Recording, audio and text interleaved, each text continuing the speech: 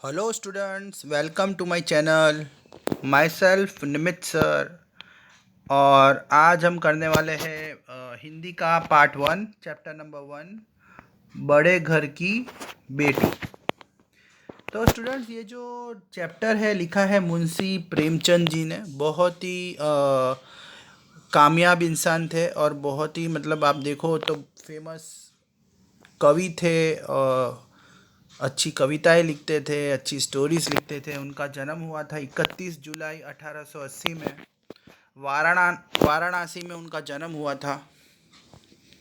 और उनका जो पूरा नाम था, वास्तविक नाम था, देखिए जो भी इंसान स्टोरी वगैरह लिखता है तो वो अपने पेन नेम का मतलब शॉर्ट नेम से लिखता है, पर उनका जो असली नाम था वो धनपत राय था। उन्होंने अपने जीवन में बड़े दुख झेले थे। बहुत ही दुख का सामना उन्हें करना पड़ा था। उनके पिताजी के मृत्यु के बाद उन्हें नौकरी करनी पड़ी थी। जब वो पढ़ते थे तो पढ़ने के साथ काम भी करते थे।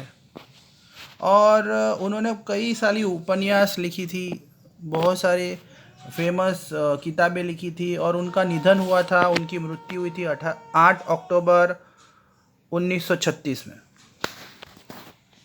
तो स्टोरी के अंदर ये बताया गया है कि जो ये बड़े घर की बेटी है, मुंशी प्रेमचंद जी द्वारा लिखित प्रसिद्ध, ये बहुत ही प्रसिद्ध कहानी है, बहुत ही फेमस स्टोरी है।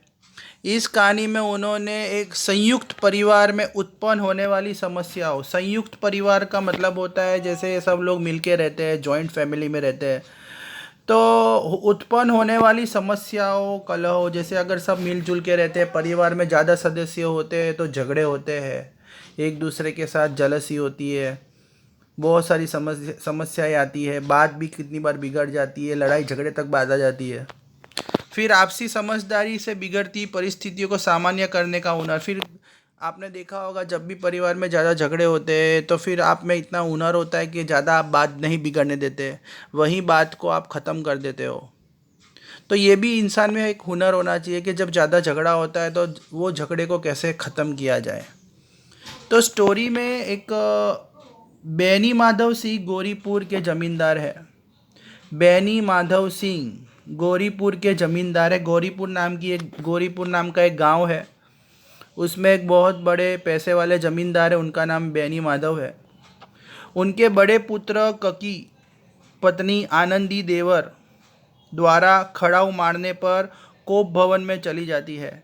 आनंदी नाम की जो स्त्री है, देवर द्वारा खड़ाऊ मारने पर कोप भवन में चली जाती है। मतलब हुआ हुआ क्या, इन झगड़ा हो गया, देवर और भाभी के बीच में झगड़ा हो जाता है।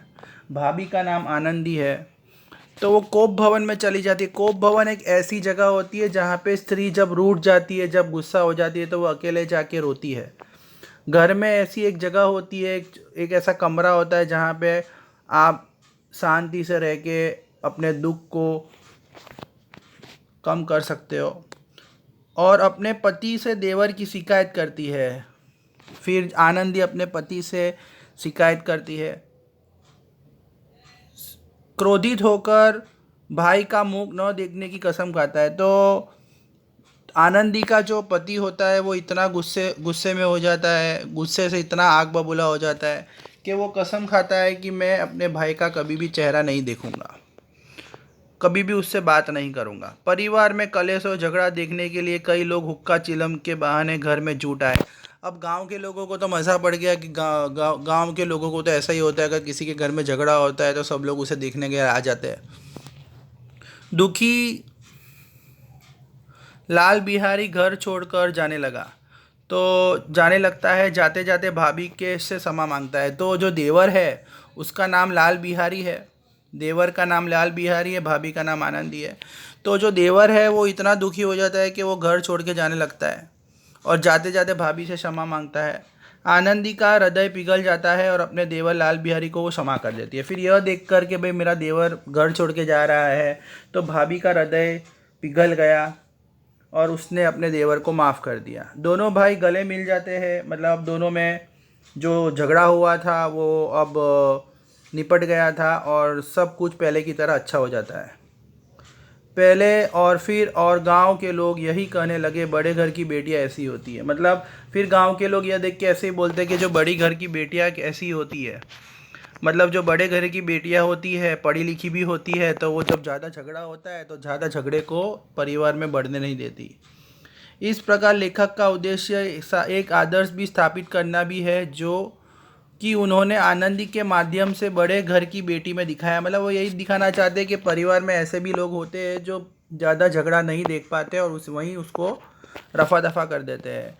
इसलिए आनंदी में बहुत सारे गुण हैं। सौहार्दपूर्ण धैर्य, धैर्य मतलब पेशेंस, शांति की भावना है, सहनशील है, सारी चीज़ों को वो सहन कर सकती है। तो इसमें आनंदी के बारे में ज़्यादा बताया गया है।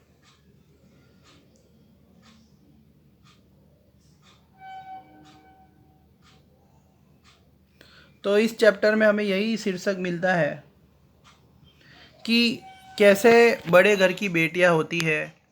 खड़ाऊ का मतलब होता है किसी की खिल्ली उड़ाना, किसी की मजाक करना।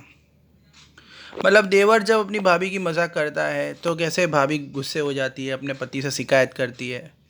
फिर जब पति अपने भाई का मुंह नहीं देखने की कसम खाता है तो भाई बेचारा परेशान हो जाता है, घर छोड़ के जाने लगता है। तब भाभी का हृदय पिघल जाता है और वो अपने देवर को माफ़ कर देती है। तो स्टूडेंट्स, चैप्टर में यही था। ये स्टोरी जो थी बहुत ही अच्छी स्टोरी थी। आई होप आपको समझ में आया होगा। और अब आपको इसके क्वेश्चन आंसर्स और मीनिंग्स लर्न करके घर पे टेस्ट देने हैं। Thank you.